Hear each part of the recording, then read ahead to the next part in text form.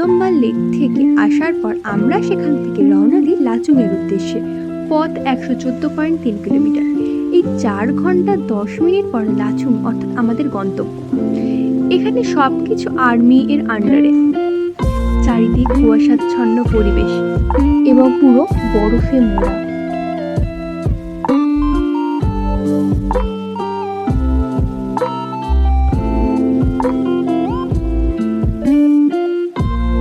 এই হলো লাচুং গ্রাম এবং এই গ্রামকে ঘিরে আছে পাহাড়। আর এই পাহাড় বরফে মোড়া। প্রকৃতি যেন নিজেকে উজাড় করে দিয়েছে এখানে। লাচুংয়ে ছিলাম গ্ল্যান্ডস্ট্রং হোমস্টেতে। সেই হোটেলের জানলা থেকে দেখা যাচ্ছিল প্রকৃতির রূপময় বৈচিত্র্য। আকাশে মেঘ যেন পেঁজা তুলোর মতো উড়ে বেড়াচ্ছে। সেখানে টাওয়ারের সংখ্যা কম থাকে, নেটওয়ার্ক কোনো কাজ করছিল না।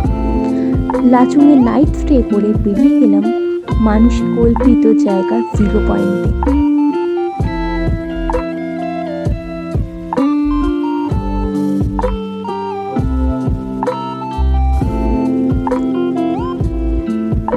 এখানকার পাহাড় থেকে বরফ গলে রাস্তায় পড়ে থাকে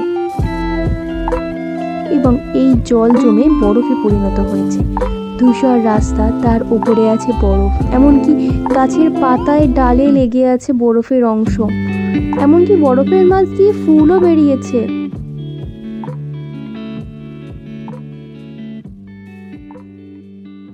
লাচুং থেকে ফেরার পথে 0 পয়েন্টে যাওয়ার সময় স্বস্তিক ভিউ পয়েন্ট পড়ে। এখানের পরিবেশ, এখানের পাহাড় এবং আকাশ এতটাই অভূতপূর্ব রূপ, তাই ড্রাইভার এখানে হল্ট দেয় পরিবেশকে ক্যামেরাবন্দি করার জন্য।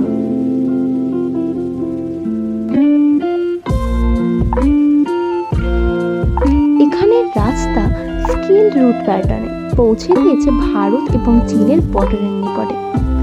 আমাদের ড্রাইভার 0 পয়েন্টে পৌঁছে দেওয়ার পর আমরা পায়ে হেঁটে তুষার রাজ্যে পৌঁছেছিলাম। আমি আর বাবা বরফের আমেজ নিতে আইস বুট পরে পৌঁছে গেছিলাম পাহাড়ের শিরায়। সেখান থেকে কিছু দূরত্ব বরফের ধস নেমেছিল।